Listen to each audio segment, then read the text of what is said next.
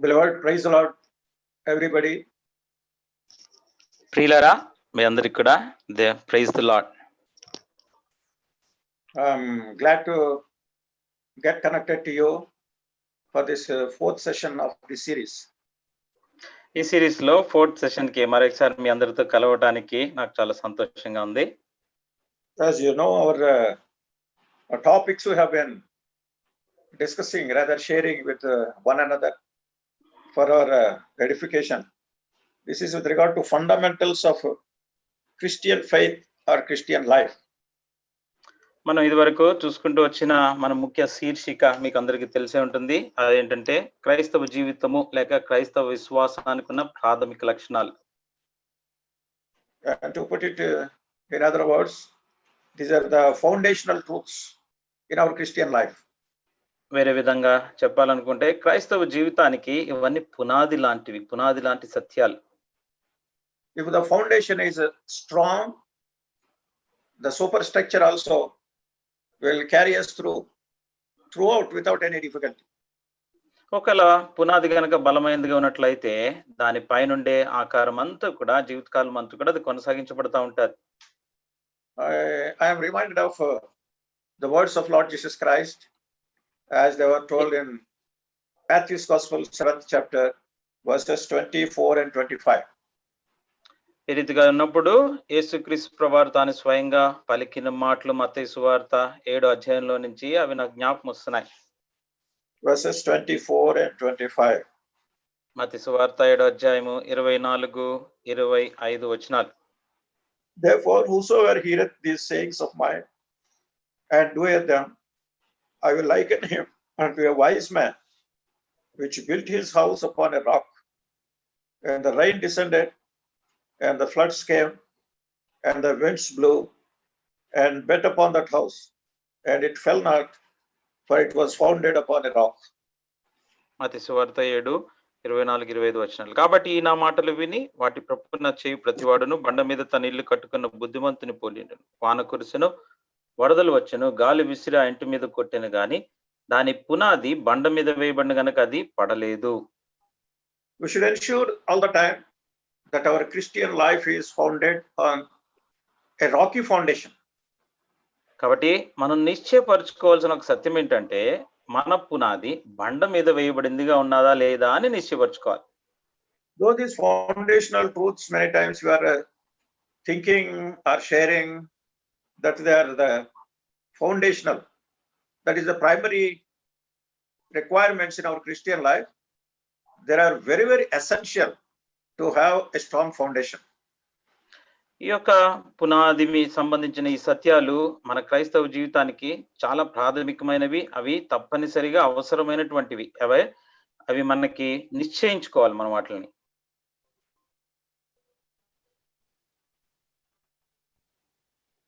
We'll see from verses 1 and 2. మొదటి 2 వచనాలు చూస్తాం. Hebrews chapter 6 verses 1 and 2. హెబ్రీయులకు రాసిన పత్రిక 6వ అధ్యాయము మొదటి 2 వచనాలు. Therefore, leaving the principles of the doctrine of Christ, let us go on unto perfection, not laying again the foundation of repentance from dead works and of faith toward God, of the doctrine of baptisms and of laying on of hands and of a resurrection of the dead and of eternal judgment. హెబ్రీయులకు రాసిన పత్రిక 6 మొదటి 2 వచనాలు. కాబట్టి నిర్జీవ క్రియలను విడిచి మారు మనసు పొందుటయు, దేవుని యందలి విశ్వాసమును, బాప్తిస్మమును గూర్చిన బోధయు, హస్త నిక్షేపణమును, మృతుల పునరుద్ధానమును, నిత్యమైన తీర్పునను పునాది మరలా వేయక క్రీస్తును గూర్చిన మూలోపదేశం మాని సంపూర్ణుల మగుటకు సాగిపోదము. There are 6 prominent things that have been recorded here. They are mentioned to be the fundamentals, the foundational truths of our Christian living. ఇక్కడ రాయబడిన ప్రకారం చూసినట్లయితే 6 ప్రాథమికమైన సత్యాలు క్రైస్తవ విశ్వాసానికి అవసరమైనటివి, తర్వాత పునాది లాంటి సత్యాలు రాయబడి ఉన్నాయి. And all these 6 things that have been emphasized here are in just 3 pairs of 2 each. ఇవన్నీ చూసినట్లయితే రాయబడిన 6 కూడా జత చేసి చూసుకున్నట్లయితే 3 జతలుగా కనబడుతున్నాయి, 2 చొప్పున. And the first pair we have already seen in the third session, that is repentance from dead works and faith toward God. ఇక్కడ చూసినట్లయితే ఈ రెండు మారు మనసు పొందుటయు దేవుని యందలి విశ్వాసము అట్లి గూర్చి మూడవ సెషన్ లో మనం ఆల్రెడీ ఇదివరకే చూసేసాం. And today in the fourth session we are going to see the second pair, that is baptism, doctrine of baptisms and laying on of hands. ఈసారి ఈ యొక్క ఫోర్త్ సెషన్ 4వ సెషన్ లో రెండవ జతను చూసుకుంటాం. అదేంటి? బాప్తిస్మం గూర్చిన బోధ, హస్త నిక్షేపణము. And what is this baptism? ఈ బాప్తిసం అంటే ఏంటి అసలు? And what is its significance? దాని యొక్క ప్రాముఖ్యత ఏంటి? This is in one way, in a simple way to explain, that is an outward testimony of the inward experience. ఇది సామాన్యమైన మాటలో చెప్పాలంటే అంతరంగంగా ఏదైతే జరిగిందో దాని యొక్క సాక్ష్యాన్ని బహిర్గతంగా చెప్పటమే బాప్తిస్మం. When I and you have repented of our sins, that was an internal change in our lives. ఎప్పుడైతే నీవు నేను మన పాపలను గూర్చి పశ్చాత్తాపడ్డామో ఆంతరంగికంగా మనలో మార్పు ఒకటి కలిగింది. We have repented of our sins, మన పాపం గురించి పశ్చాత్తాపడ్డాం, and believed in Lord Jesus Christ, యేసుక్రీస్తు ప్రభువునందు విశ్వాసం ఉంచాం, and thereby we got into this assurance of salvation. అప్పుడు మనకి రక్షణ నిశ్చయత మనకు కలిగింది. This has happened in our heart. ఇది మన హృదయాంతరంగంలో జరిగింది. But we cannot keep it a secret in our lives. దాన్ని అలాగే మూసేసి రహస్యంగా దాచిపెట్టేసుకోలేము ఇంకా. The word of God says, if there be any man in Christ, he is a new creation. దేవుని యొక్క వాక్యం ఏమని సెలవిస్తుంది? ఎవడైనను క్రీస్తునందుంటే వాడొక నూతన సృష్టి. We got into the newness of life.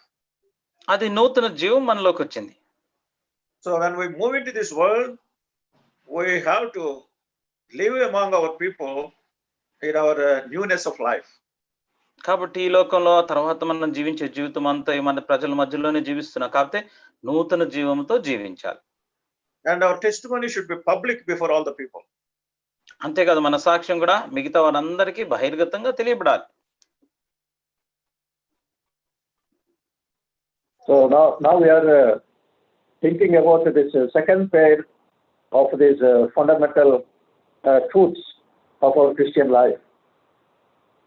ఇప్పుడు మనము క్రైస్తవ జీవితంలో ఉన్న ప్రాథమిక సత్యాల్లో ఉన్న రెండవ జతను గూర్చి ఈరోజు మాట్లాడబోతుంటున్నాం.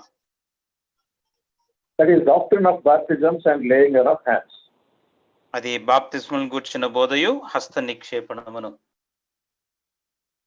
And the word of God says, Jesus Christ has commanded in Mark's Gospel 16th chapter, 16th verse, he that believeth and is baptized shall be saved.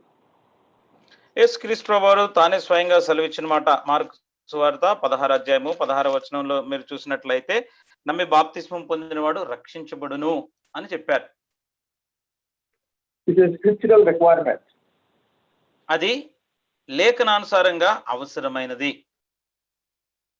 If you are fully born again, the next step is that you have to obey in the waters of baptism. ఒకవేళ నువ్వు యథార్థంగా గనక మారు మనసు పొంది రక్షించబడిన వ్యక్తి అయితే మరుసటి నువ్వు చేసే అడుగు ఏంటంటే బాప్తిస్మంలో సాక్ష్యం ఇచ్చుట. And also it is mentioned from the word of God that it is the counsel of God. Taking baptism is God's counsel. అంతేకాదు లేఖనంలో దేవుని యొక్క వాక్యంలో రాయబడిన అనుసారంగా ప్రకారంగా చూసుకున్నట్లయితే అది దేవుని యొద్ద నుండి ఇవ్వబడిన ఆలోచన, దేవుని యొక్క ఆజ్ఞానుసారంగా చేసే కార్యక్రమం అది బాప్తిస్మం ఇచ్చడానికి, బాప్తిస్మంలో సాక్ష్యం ఇచ్చడానికి. I'm reading from Luke's Gospel 7th chapter 30th verse. అది లూకా సువార్త 7వ అధ్యాయము 30వ వచనము. But the Pharisees and the lawyers rejected the counsel of God against themselves, being not baptized of him. లూకా 7:30 పరిసయ్యులను ధర్మశాస్త్రోపదేశకులను అతని చేత బాప్తిసం పొందక తమ విషయమైన దేవుని సంకల్పమును నిరాకరించిరి. So many people they neglect this act of testifying, that is obeying in the waters of baptism.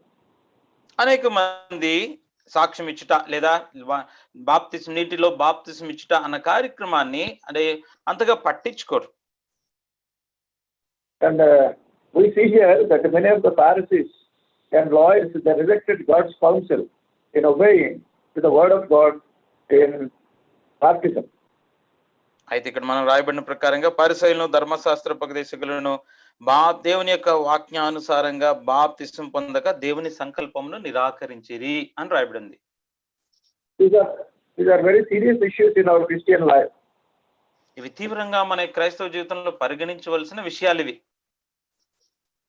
And every person who is born again, obeying in the waters of baptism is God's command and also it's God's counsel. కాబట్టి మారు మనసు పొంది రక్షణ పొందిన ప్రతి వ్యక్తి నీటి బాప్తిస్మంలో సాక్ష్యం ఇవ్వటం అనేది దేవుని యొక్క ఆజ్ఞ, దేవుని యొక్క సంకల్పము అయినది. And what are the requirements to take baptism? ఇటుగా బాప్తిస్మంలో సాక్ష్యం ఇవ్వటానికి కావాల్సిన అర్హతలు ఏంటి మరి? Acts of the Apostles chapter 2 verse 38. అపోస్తలుల కార్యములు 2:38లో Here Peter the apostle was speaking. అపోస్తలుడైన పేతురు మాట్లాడుతున్నాడు ఇక్కడ. Acts 2:38. అపోస్తలుల కార్యములు 2:38. And Peter said unto them, repent and be baptized every one of you in the name of Jesus Christ for the remission of sins, and you shall receive the gift of the Holy Ghost. అపోస్తలుల కార్యములు 2:38. పేతురు, మీరు మారు మనస్సు పొంది పాప క్షమాపణ నిమిత్తం ప్రతివాడు యేసుక్రీస్తు నామమున బాప్తిస్మం పొందుడి, అప్పుడు మీరు పరిశుద్ధాత్మను వరము పొందుదురు. This taking baptism is not a ritual to follow. అంటే బాప్తిస్మంలో సాక్ష్యం ఇచ్చుట అనేది ఏదో ఆచారము, అలవాటు కాదు. Those who have sincerely, truly repented of their sins and their life is changing, such people are asked to obey the waters of baptism. ఎవరైతే యథార్థంగా నిజముగా మారు మనసు పొంది పాప క్షమాపణ పొందుకున్నారో అటువారు మాత్రమే బాప్తిస్మమున సాక్ష్యం ఇవ్వటానికి అర్హులుగా ఉన్నారు. We read about John the Baptist preaching about this repentance in Matthew's Gospel 3rd chapter. ఈ యొక్క మారు మనసును గూర్చి బాప్తిస్మ ఇచ్చి యోహాను మత్తయి సువార్త 3వ అధ్యాయంలో చెప్పుకుంటూ వచ్చినాడు. And also he was giving baptism to the people in river Jordan. ఆయన అక్కడ వచ్చిన ప్రజలందరికీ యోర్దాన్ నదిలో బాప్తిస్మ ఇస్తూ వచ్చినాడు. And many people they came to John the Baptist to take baptism in the river Jordan. అనేక మంది ప్రజలు యోహాన్ చేత బాప్తిస్మ ఇచ్చి యోహాన్ చేతిలో బాప్తిస్మ పొందడానికి యోర్దాన్ నదికి వచ్చారు. And there John the Baptist was telling, as we read from Matthew's Gospel 3rd chapter 8th verse, bring forth therefore fruits meet for repentance. మనం చూసుకున్నట్లయితే అక్కడ బాప్తిస్మ ఇచ్చి యోహాను మత్తయి సువార్త 3వ అధ్యాయము 10వ వచనంలో మనకున్నది మంచి ఫలములు 8వ వచనం మొదటి భాగంలో మారు మనస్సుకు తగిన ఫలము ఫలించుడి. Bring forth therefore fruits meet for repentance. 7 చివర 8 మొదట్లో మారు మనస్సుకు తగిన ఫలములు ఫలించుడి. So when we got into this new life experience, when we have repented of our sins, there should be a radical change in our life, in our attitude, in our talk, in our behavior. ఎప్పుడైతే మనకి జీవితంలో ఈ మారు మనస్సు పాపక్షమాపణ అనుభవం అనేది మనలోకి వచ్చినదో ఉన్న పాటన మన యొక్క వైఖరిలోను మన మాట ప్రవర్తన క్రియ అన్నిట్లో కూడా ఉన్న పాటనే మార్పు రావాలి, కనపడాలి. And many times I share my own experience in these things. ఇక్కడే నా సొంత అనుభవాన్ని కూడా మీతో పంచుకుంటూ వస్తాను. So I come from a Christian family. నేను క్రైస్తవ కుటుంబం వెనుక చరిత్ర కలిగిన వాడిని. I was a regular church goer. మరి ప్రతి వారం వెంబడి వారం మందిరానికి వెళ్తూ వచ్చేవాడిని. And I was told that I was baptized when I was an infant. నాకు చెప్పబడింది ఏంటంటే నేను ఇంకా పసికందుగా ఉన్నప్పుడే నాకు బాప్తిస్మం ఇవ్వబడింది అని నాకు చెప్పబడింది. And at the time they give a name, christening. It happens in the church. అది They give a name అక్కడ and they're duly following the process of baptism by sprinkling water. అక్కడ క్రిస్టనింగ్ అని అంటారు. అక్కడ ఏం చేస్తారంటే చిన్న పిల్లలుగా ఉన్నప్పుడే చిలకరింపు బాప్తిసం అని చిలకరించి అక్కడ బాప్తిసంలో మనకి బాప్తిసం ఇస్తారు చిన్నప్పుడే. So I was thinking that I took baptism. అప్పుడు నేను అనుకున్నాను నేను ఇదివరకే బాప్తిసం తీసుకున్నాను కదా అనుకుంటూ ఉండేవాడిని. As I was mentioning last time, I accepted Lord Jesus Christ and started following him at the age of 20. ఇదివరకే మీతో పంచుకున్నట్లుగా 20 సంవత్సరాల ప్రాయం వచ్చేసరికి నేను మారు మనసు పొంది పశ్చాత్తాపడిన వాడిని యేసుక్రీస్తు ప్రభువుని రక్షకునిగా అంగీకరించాను 20వ ఏట.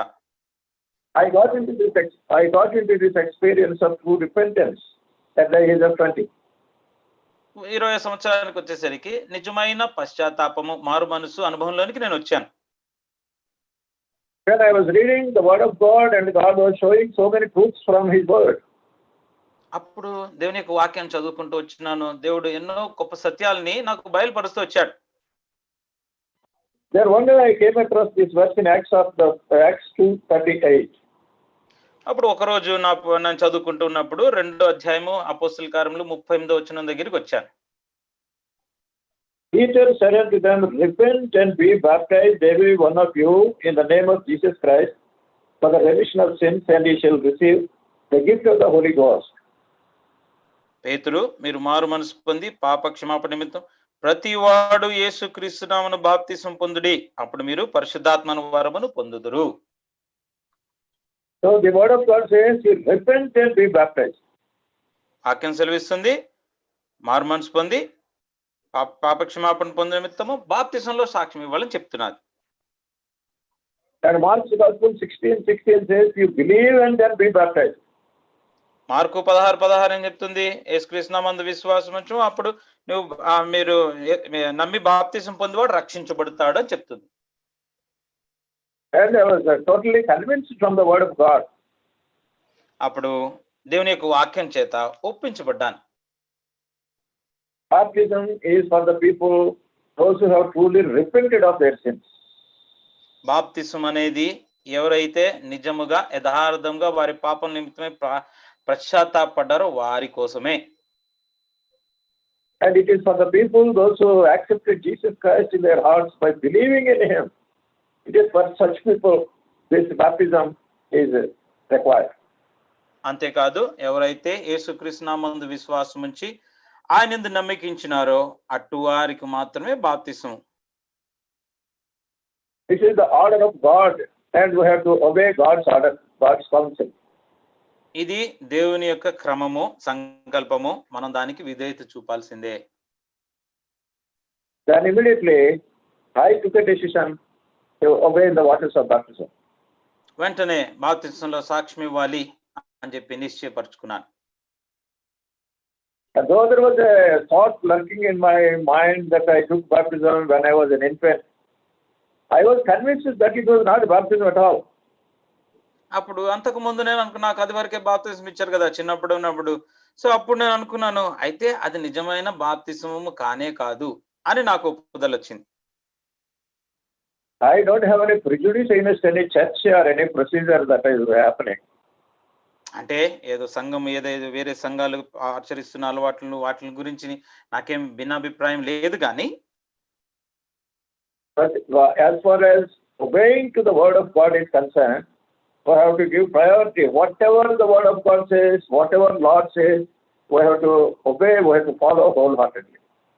అయితే దేవుని వాక్యం ఏదైనా సెలవిస్తున్నట్లయితే దాని తూచా తప్పకుండా ఉన్న పాటున దానికి విధేయత చూపించవలసినదే. And we have seen in Matthew's Gospel 3rd chapter, when people came to River Jordan to take baptism, while John the Baptist was giving, he says, you bring forth the fruits meet for repentance. అంతేకాకుండా మత్తయి సువార్త 3వ అధ్యాయంలో బాప్తిస్మిస్తు యోహాను దగ్గరికి ప్రజలు బాప్తిసం తీసుకోవడానికి వచ్చినప్పుడు ఆయన సెలవిస్తున్న మాట మారు మనసుకు తగిన ఫలాలు ఫలించుడి అని చెప్పాడు. And the best example we see in Luke's Gospel, 19th chapter, in verses 8 and 9, when Zacchaeus accepted Lord Jesus Christ in his heart. దాని యొక్క మంచి ఉదాహరణ మనకి ఎక్కడ కనబడుతుందంటే లూకాసు వార్త 19వ అధ్యాయంలో చూసినప్పుడు జక్కయ్య ప్రభువారికి తన హృదయాన్ని సమర్పించుకున్నప్పుడు దాని యొక్క ఫలం గురించి ఏ రీతిగా ప్రవర్తించినాడో మనకు కనబడుతుంది. Zacchaeus was a tax collector. చూసినట్లయితే అప్పుడు సుంక గుత్తదారుడు జక్కయ్య. He was a rich man. He was an influential person in that community. ఆయన చాలా ధనికుడై ఉండినాడు. అంతేకాదు పేరు ప్రఖ్యాతులు కలిగిన వ్యక్తి, ప్రభావం చూపగలిగిన వ్యక్తి. When Jesus Christ came into his heart, into his life, there was a radical change in his heart. ఎప్పుడైతే యేసుక్రీస్తు వారు ఆయన హృదయంలోనికి వచ్చినాడో ఉన్న పాటున తనలో మార్పు కనపడింది. Jesus Christ wanted to go to his house along with Zacchaeus. యేసు ప్రభువారు జక్కయ్యతో పాటు తన ఇంటికి వస్తానని చెప్పినాడు. Then Zacchaeus declared that the half of my property I will give to the poor.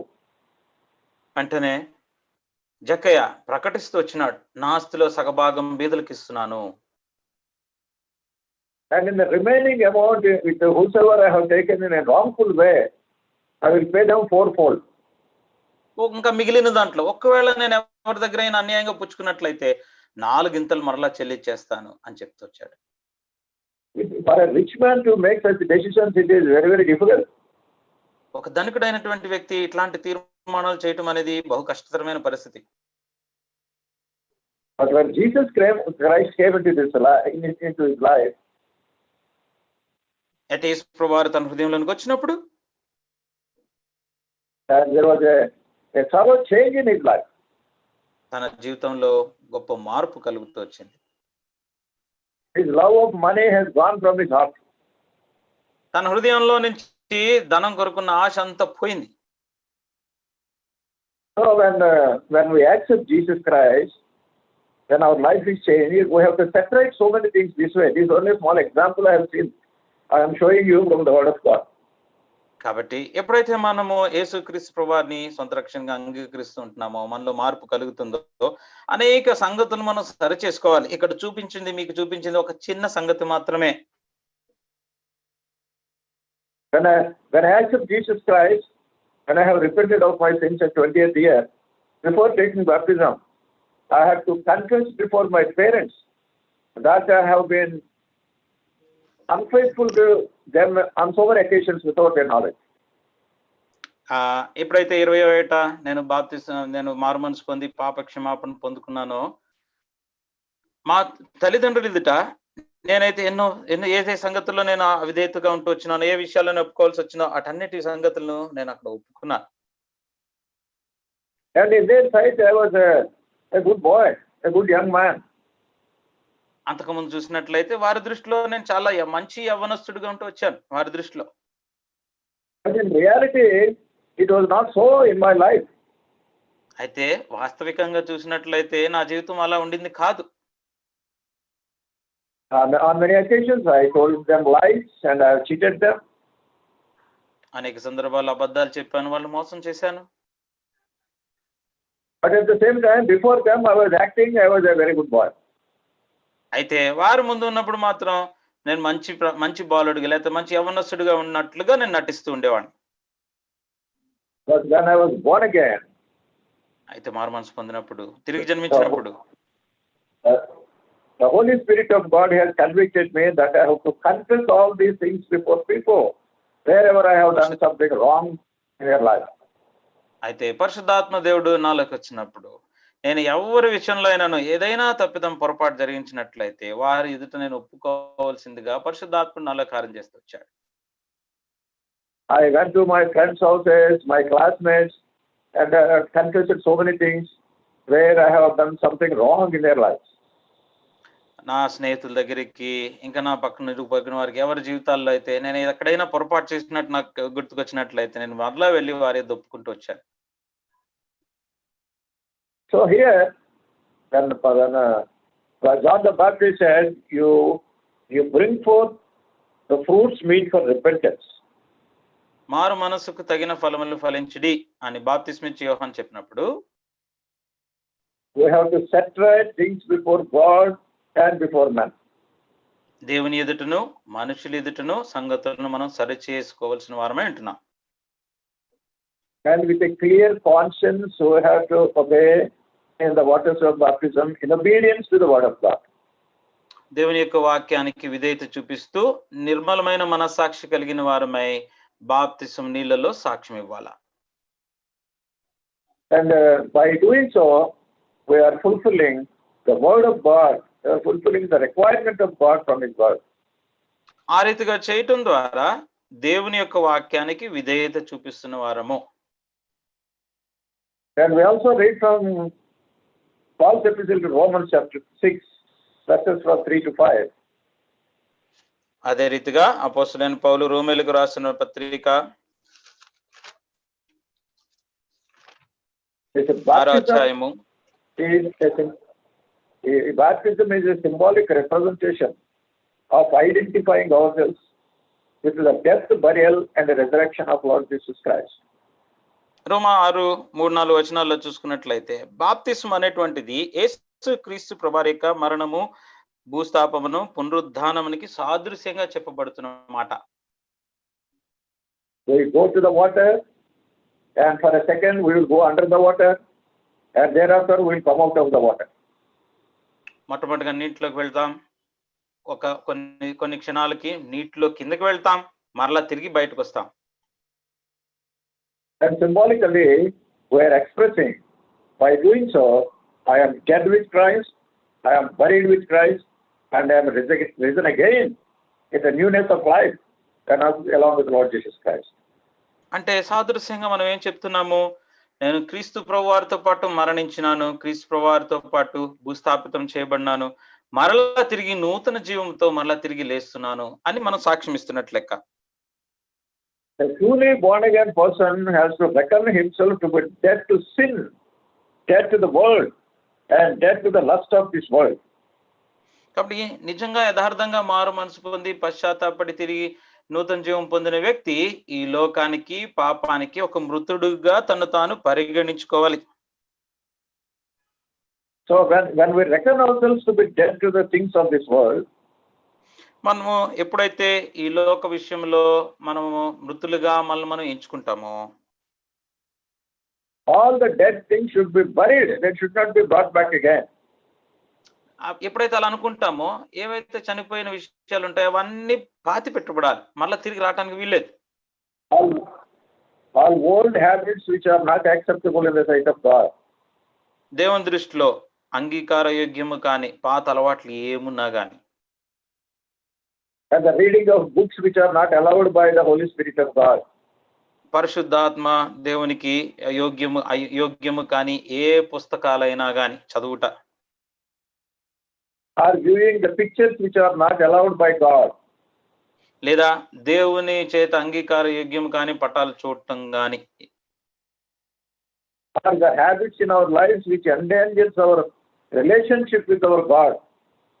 అంతేకాకుండా మన జీవితంలో మనకున్న వాటి వేటి ద్వారా దేవునితో ఉండే జీవనము లేదా దేవునితో ఉండే సహవాసానికి ముప్పు కలుగుతుందంటాం, అట్లాంటి సంగతులు ఏమైనా గాని.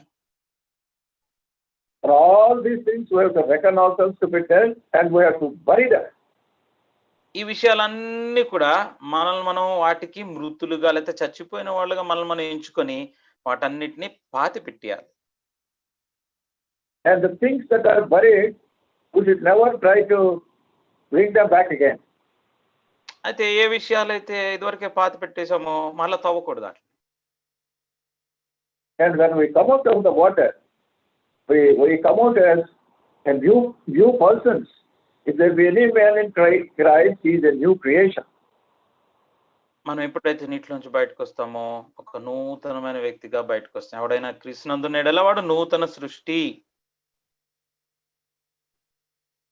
With all new desires and new friendship and new happiness and new fellowship and new love for the Lord, to serve Him and to follow Him and to love His children, everything new and everything which is acceptable in the sight of God.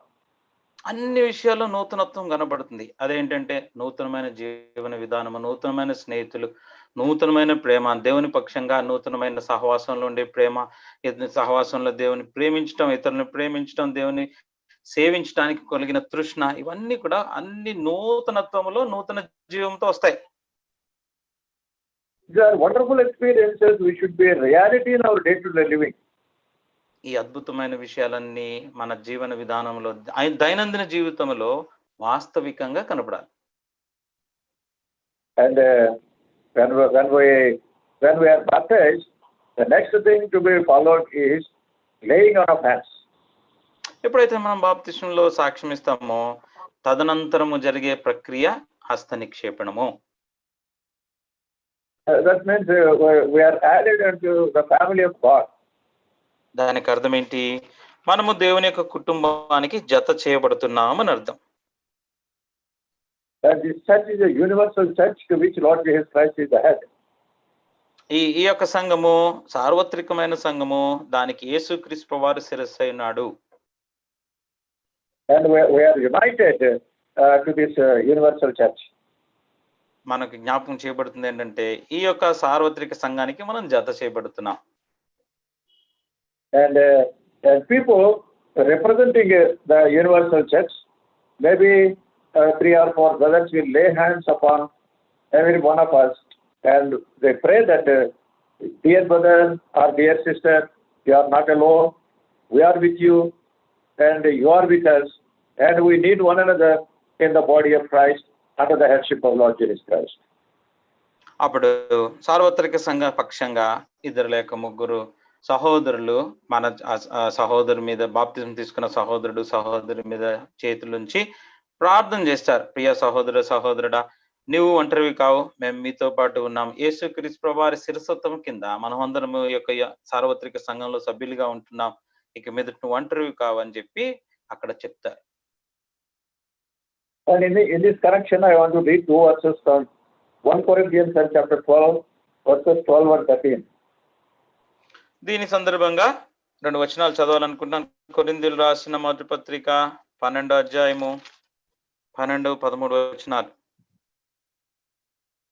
The body is one and has many members, and all the members of that one body, being many, are one body, so also is Christ. For by one Spirit are we all baptized into one body, whether we be Jews or Gentiles, whether we be bond or free, and have been all made to drink into the one Spirit.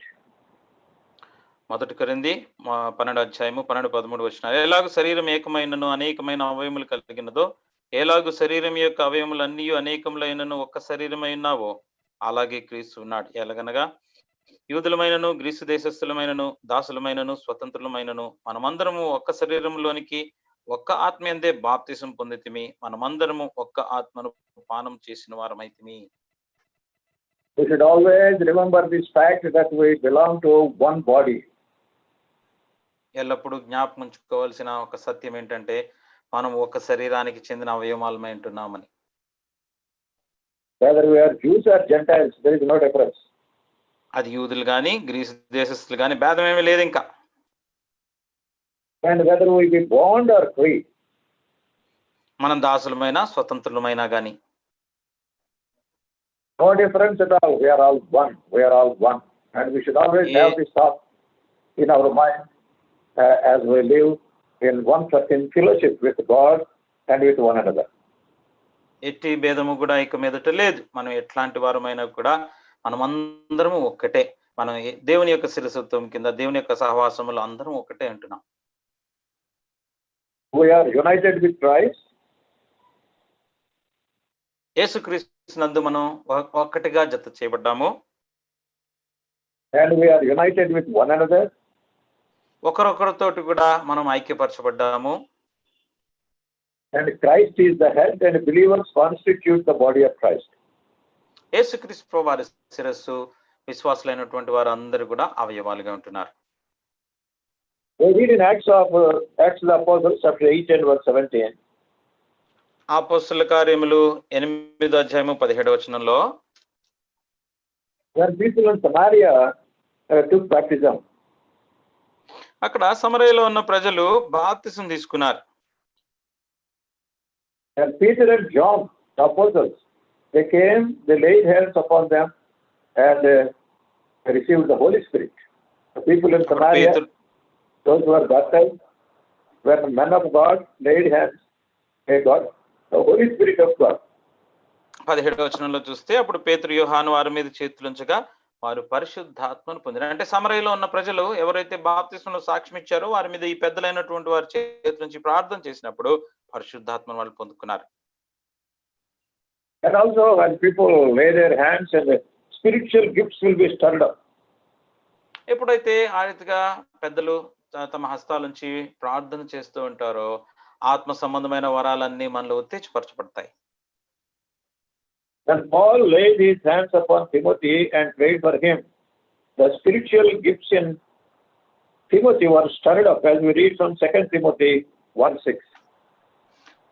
ఎప్పుడైతే పౌలు Timothy మీద చేతులుంచి ప్రార్థన చేసి హస్తనిక్షేపం చేసినప్పుడు 1 Timothy 6వ అధ్యాయము 1 Timothy 6లో రాయబడిన ప్రకారంగా తిమోతిలో ఉన్న ఆత్మ సంబంధమైన వరాలన్నీ కూడా బయటకు కనబడుతూ వచ్చాయి. And it's an elaborate subject, and these are very, very important things for us to learn. But we have seen the fundamentals about the baptism, doctrine of baptisms, and laying on of hands. ఈ యొక్క విషయాలు basic గా ఇవేంటంటే బాప్తిస్ముల యొక్క బోధ, హస్త నిక్షేపణం అనేవి చాలా విశాలమైన అంశాలు. కాకపోతే మనం వాటిలో ఉన్న ప్రాథమిక సత్యాలను మాత్రమే చూసుకుంటూ వచ్చాం. And may the Holy Spirit of God further enlighten us to understand all these truths from the Word of God, so that they might be the source of great blessing in our lives. రీతిగా ఈ యొక్క విషయాలు మన యొక్క ఆత్మీయ జీవితంలో గొప్ప ఆశీర్వాద కారణమగునట్లు ఈ విషయాలను గురించిన విశదీకరణ పరిశుద్ధాత్మ దేవుడే మనందరికి కూడా అనుగ్రహించును గాక. Thank you. God bless you all.